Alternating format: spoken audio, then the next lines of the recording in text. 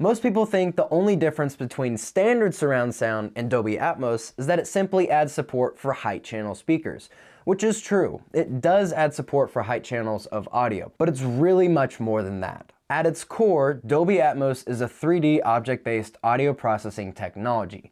I know that doesn't make sense, but let's break it down. With Dolby Atmos, sounds can be interpreted as objects moving within a 3D space. The objects or sounds can be placed in any position and move around the room. If you've been in a movie theater and heard something fly or move all the way around you, then this is likely Dolby Atmos at work. So you can have birds chirping over there, a helicopter flying above you, explosions happening behind you.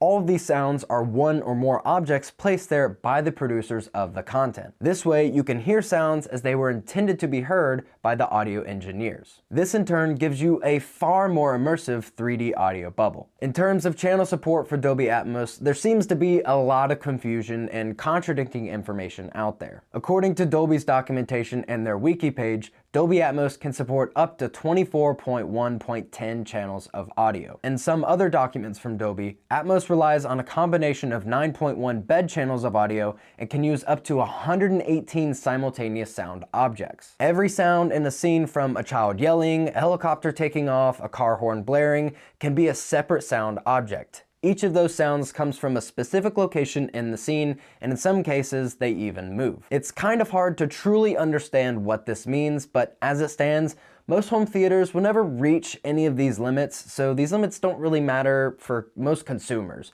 But it's a far bigger deal for movie theaters. Before I move on, I want to thank NordVPN for sponsoring this video. NordVPN is a multi-use virtual private network that allows you to maintain your online privacy and gives you access to streaming content worldwide. For me, nothing is more important than knowing my private information is safe from hackers. It's easy to use, and you can connect to a VPN nearest to you in just one click, or even have it auto-connect for you. As someone who works from a computer all day, every day, you can imagine that I use NordVPN all the time, especially if I'm traveling. This adds a massive layer of protection over my personal information. It gives you the peace of mind that your personal data and internet activity are secure when connected to any Wi-Fi network. NordVPN also lets you access movies and TV shows on HBO, Netflix, and Amazon Prime that aren't available in the United States or your home country. This can be especially frustrating when your favorite show to stream is taken down off that platform. Luckily, you don't have to worry, and you can stream content that's from another country right on any device that you have. Go to nordvpn.com/JonahMathis to get a 2-year plan plus an additional month with a huge discount. It's risk-free with Nord's 30-day money-back guarantee. This is a limited time offer, by the way. There's more information about this deal in the description down below, so check it out if it's something that interests you.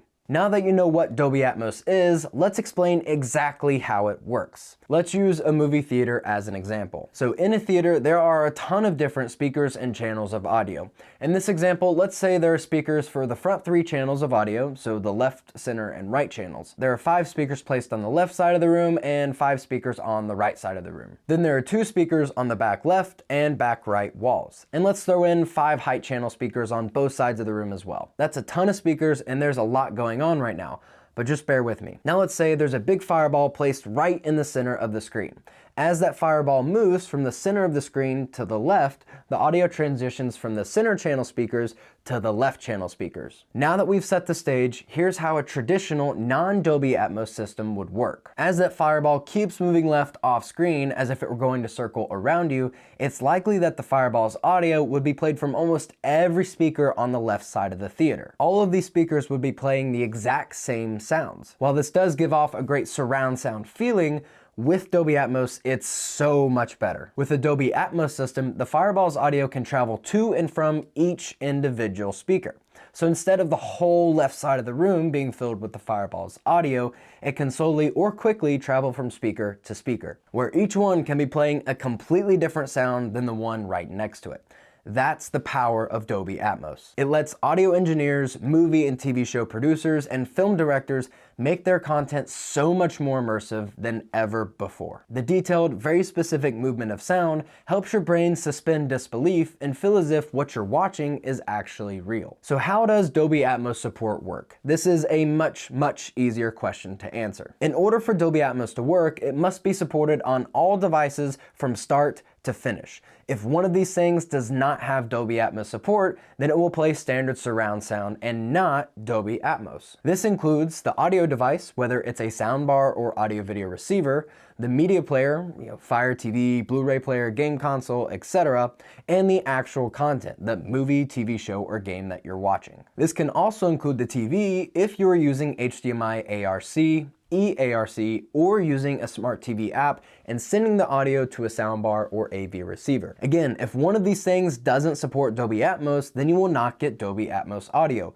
You will likely get Dolby Digital audio. With that being said, there are kind of three versions of Dolby Atmos. Number one, the most common is Atmos in the Dolby Digital Plus audio codec, which will be lossy or heavily compressed. Dolby Digital Plus is provided by basically every streaming service out there, like Netflix, Prime Video, Disney Plus, and more. Number two is Atmos in the Dolby True HD audio codec, which is lossless or basically fully uncompressed. Dolby True HD is provided by some Blu-ray disc and can be received from certain movies downloaded to a Plex Media server. And number three, the least common, is Atmos through Dolby MAT, which stands for Metadata Enhanced Audio Transmission. Basically, some soundbars and AV receivers will display Dolby MAT when using devices such as an Xbox Series X, Series S, One X, One S, and an Apple TV 4K. These devices have a Dolby Atmos MAT encoder built in, which essentially encodes, decodes, and incorporates Dolby Atmos metadata into PCM audio.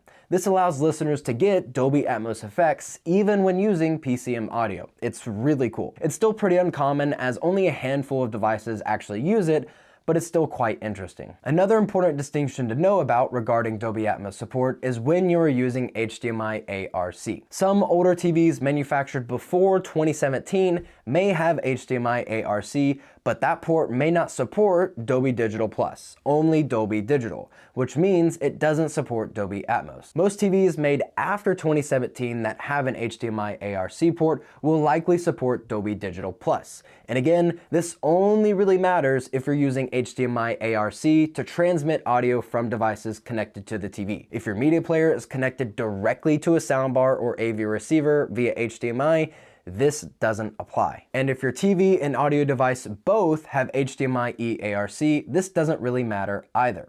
HDMI eARC fully supports any audio codecs used nowadays. If you're curious if your current device supports Dolby Atmos or you're shopping for an Atmos compatible device, there are a few things you can check to see if it would be a good fit or not. The first and best thing you should do is look in the manual or in the manufacturer description of the product on its sales page. It should list out the supported audio formats somewhere. If it says Dolby Atmos basically anywhere, then you should be good to go. Manufacturers are typically pretty upfront about this because they use Dolby Atmos as a marketing point all the time. If you know that both your TV and soundbar or receiver support Dolby Atmos, make sure things are connected properly and also check that the media device supports Dolby Atmos as well. Some smart TV apps that should support Atmos actually may not, but there's no definitive list for this. It's easiest just to pull up Netflix, Disney Plus, or Prime Video to check. Once you pull one of these apps up, under some of the more popular movies and TV shows, you should see the Dolby Atmos logo somewhere.